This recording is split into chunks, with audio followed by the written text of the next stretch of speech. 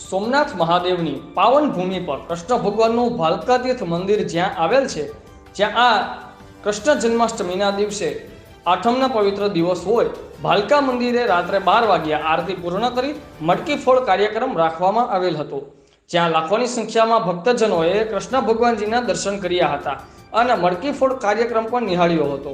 નંદ ઘેર આનંદ ભયો, જય કનૈયા લાલકીના નાદથી ભાલકા મંદિર ગુંજી ઉઠ્યું હતું. બ્યુરો ચીફ સંજયભાઈ રાઠોડ, આઝાદ મીડિયા લાઈવ, ગીર સોમનાથ.